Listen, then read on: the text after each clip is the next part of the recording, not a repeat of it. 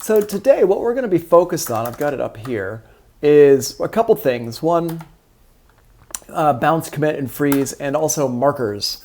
So let's start with the markers today. Markers are basically just like memory locations. And to add a marker, there's two ways to do it. If you have a computer that has a keyboard, and let me just show you real quick what a keyboard, a numeric keypad. And what I mean by that is this. Let's see. It's this one here. That. If you have a computer that has that numeric keypad right here, these numeric keypads, then Pro Tools works a little bit differently. If you are running a MacBook Pro and you do not have that numeric keypad, it's fine, but there's some shortcuts that you're going to be missing out on. So in the notes, if you look at the notes here, this FN return is for your MacBook Pro. And the enter key here is if you have a numeric keypad. So there's two different ways you can do that to add a marker in. And if you've been noticing, I've actually been adding markers as we go. Let me just go ahead and get rid of all of these so we can add them back in. Hold on. Oh, I can't. Hold on a second. I'm just going to click over here and go to the end and delete those. There we go. Okay.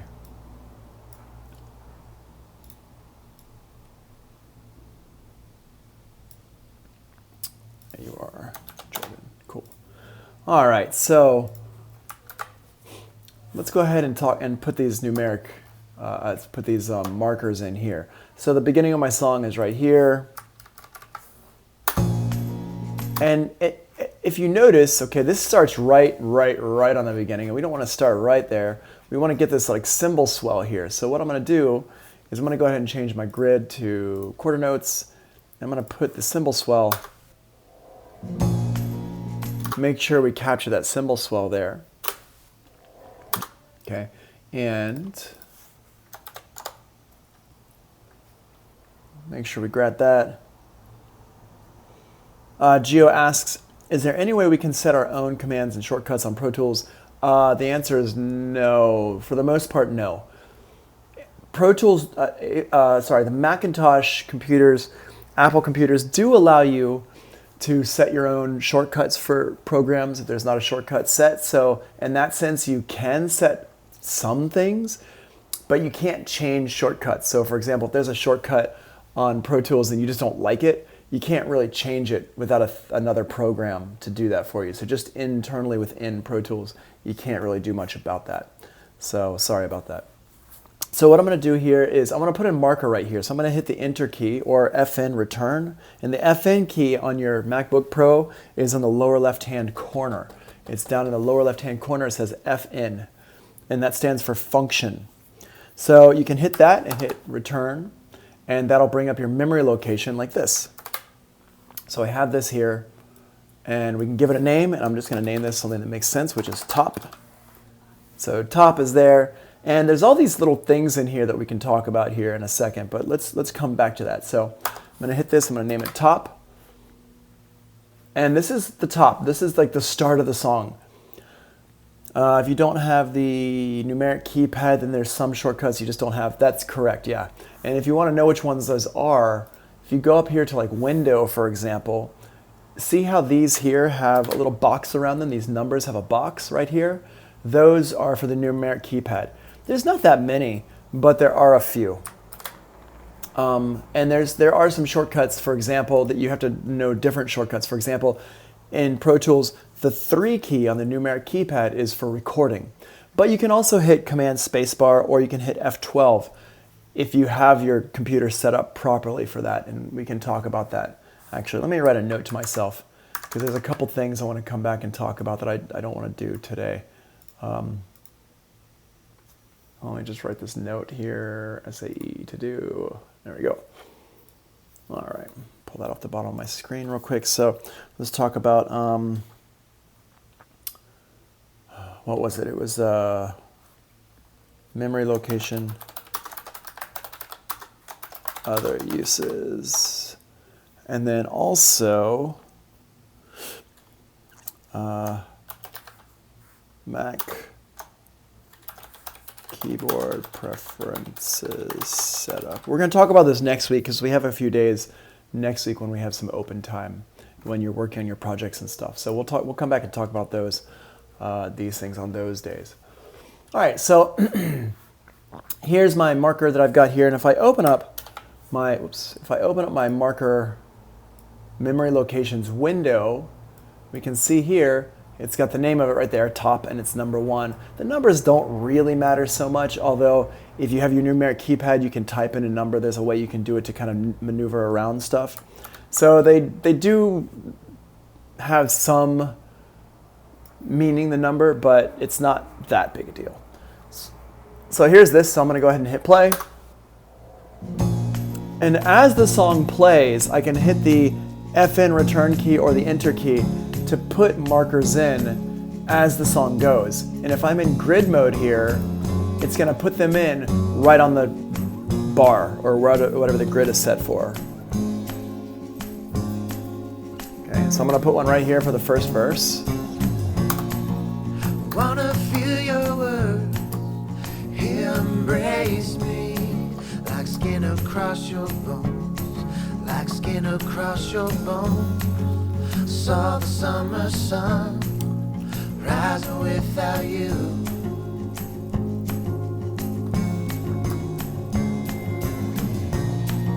I wanna see your eyes staring back at me, and all the lives we're living in between. It puts the marker in. Let me just stop right here for a second. It puts the marker in where you hit return. It doesn't put it in after you put the name in. So what happens is, as it's playing, here, watch this. What happens is, as it's playing, I'll hit the enter key, and that's where it puts the marker. And I'll type the name in, and I'll hit return to like enter in the name.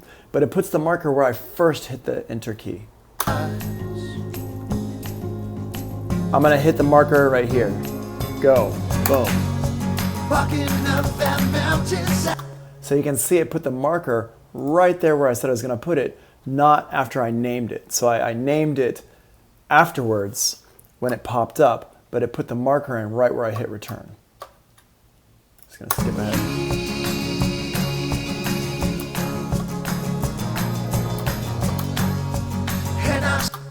I'm going to go ahead and put one over here.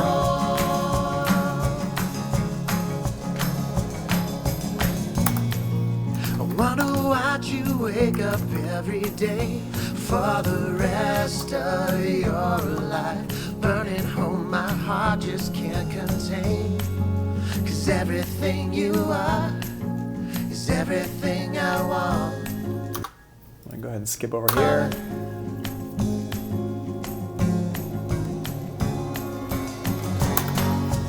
Walking up that mountainside at dawn, you said you are the one I will follow.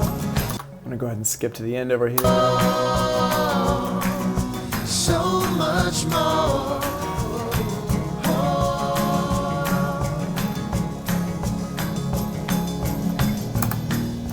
Do your worst and I will bear it. I will bear it all. Just for you. Do your worst and I will bear it. I will bear it all. 'Cause the love is strong. No, our love's not gone. It's still right here.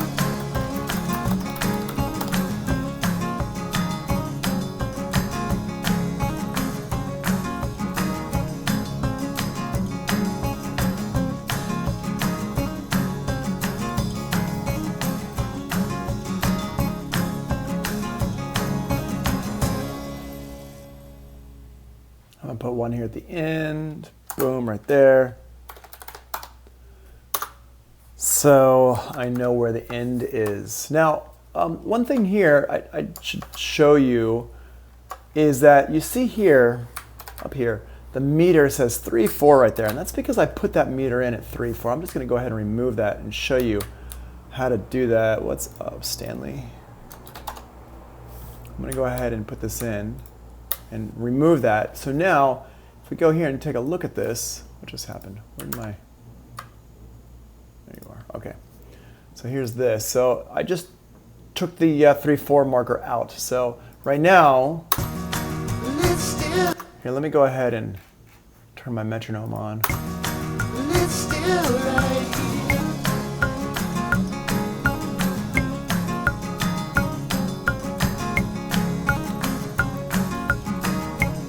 Okay, so what you're going to notice is I'm just keeping 4/4 time happening throughout the end here right now.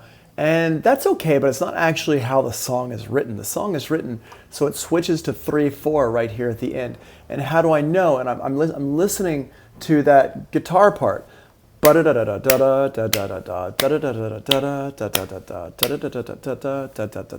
right? So I'm listening to that, but that's actually in 3/4. 1, 2, ba ba ba. 1, 2, 3 da da. 1, 2, 3 da da. 1, 2, 3 ba ba ba. You can hear that it switches over to 3/4. So if I want to change my meter, which is also called the time signature, what I can do is I can click where I want to put that change, and over here on the left-hand side of my screen, you can see there's a thing that says meter right here. I click the plus button, just add meter change. So I hit plus, and it asks me what do I want the new meter to be. I'm going to tell I want it to be 3/4, and I'm going to hit OK, and it puts 3/4 right there. So now it changes everything from that part. So if we listen right here, this is in 4/4, and you can hear from the click that it's in 4/4, and then over here it changes to 3/4.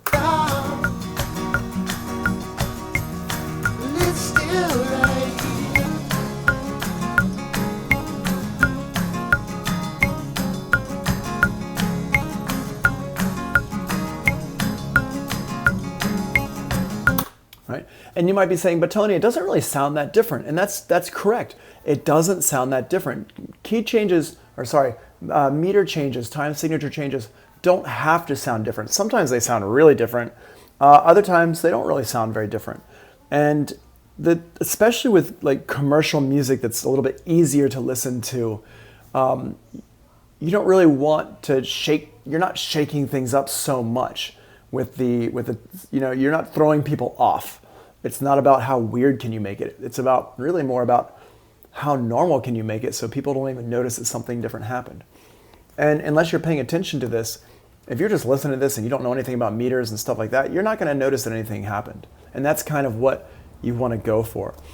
We're actually going to be talking about this later on in the module, and talking about like song structure and meters and stuff like that later on in the module. We're going to get into that stuff when we have some more time later on.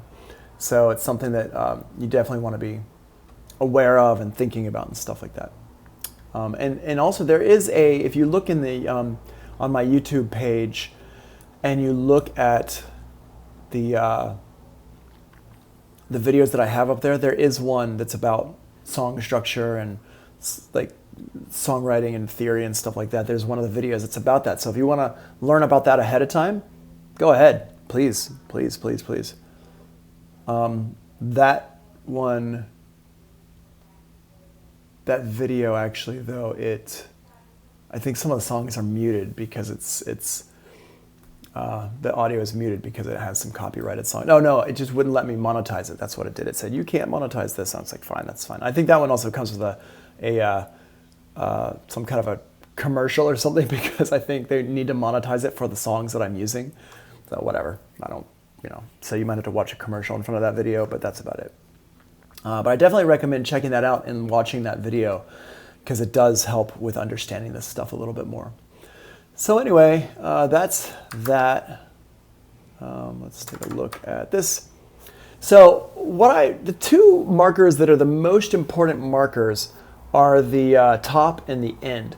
Top is where you're going to start your bounce, and end is where you're going to end the bounce. And the bounce means like when you record the song out so other people can listen to it. That's your bounce. And the top is where you start the bounce, and the end is where you end the bounce. And we're going to come back and talk about this a little bit more, but the reason why I want to point this out is because I've got all these markers here. So now, if I'm working with somebody, let's say I'm in a studio and I'm working with somebody on this song. The song's not finished, we're still working on it, whatever. And the person says, I want to hear the first verse. I can just be like, cool, and I click on the first verse, and there you go, the first verse. Wanna feel your words, embrace me like skin across your bones. Right, if somebody says, I want to hear the second chorus, I can go, cool, and I just click on the second chorus here.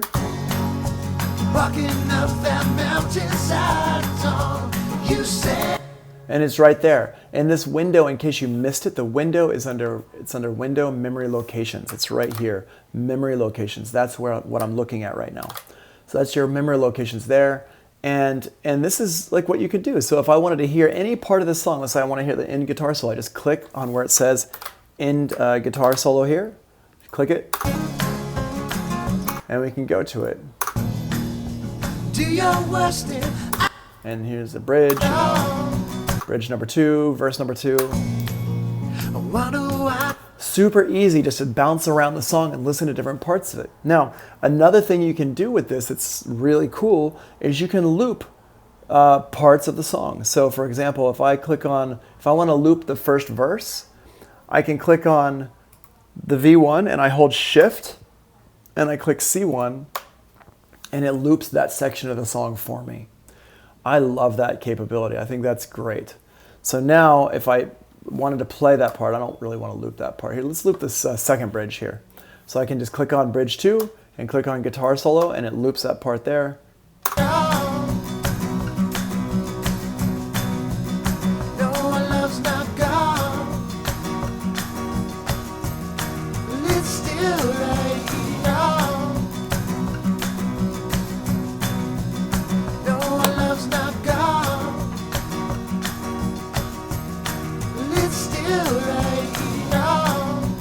Right, if I just want to listen to that on a loop for a while, I could do that. And I love this because it means I don't have to go like clicking and dragging around up here to loop sections. I can just have my windows open like this and be like, I want to listen to that first bridge for a while, and I just hold down Shift and I click it. The other thing that's super cool about this is if you put in that end marker and you put it in the right place,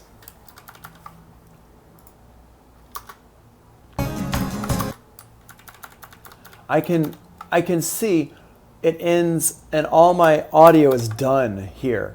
So what I mean by this is if you have what we call a tail, a reverb tail or a delay tail, that's like the end part of the reverb. So if you have a reverb, it's like type of sound. Well, the tail is the part. So what I can do is I can play my song and I can listen for the tail of stuff.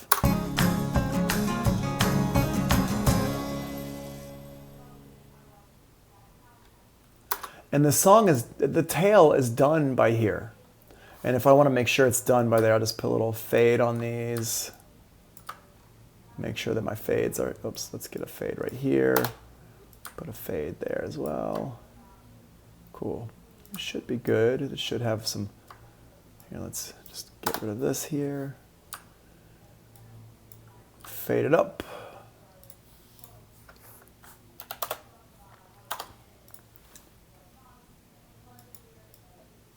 I'm just gonna cut these and make sure we got some fades.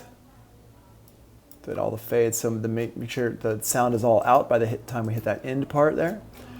And it looks like it is, so I'm just gonna play one more time from here and listen.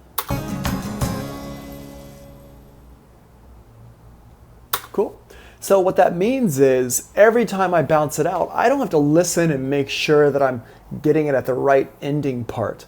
I've got it all set up there. So when it's time for me to bounce this song out, and this is right here in the notes, when you're ready to bounce the audio, open the memory locations window, click top, hold Shift, and click end, and this will be the area of the timeline that you bounce out. So I click top, I hold Shift, and I click the end button over here, and it just selected my whole entire song, and now I hit go. All right, and if I listen to the whole thing, it's gonna actually it would bounce until we get to the end part here. And this is great because I've already listened to the end. I already know that all the tails are done. I've cut it so it sounds good. And this is important because you're going to probably bounce this song out a bunch of times, because you're going to listen to it and you're going to take it somewhere and you're going to listen to it somewhere else and you're like, well, I want to make some changes, and you're going to go back and you're going to change it, and you're going to come back and you're going to listen to it again and you're going to say, I want to make some more changes, and you're going to come back and you're going to make the changes and you're going to listen to it again somewhere, and you're going to probably change a lot of stuff with these songs, especially in the beginning when you're getting better and better at mixing. You're going to be making a lot of changes over the time that you're working on the mix, and every time you want to make changes, you can make the changes, and then you don't have to like pay much attention to the end. You just know that the end is in the right place if you put a marker there. So that's why that is so important there. All right, so that is markers. Cool. Sweetness.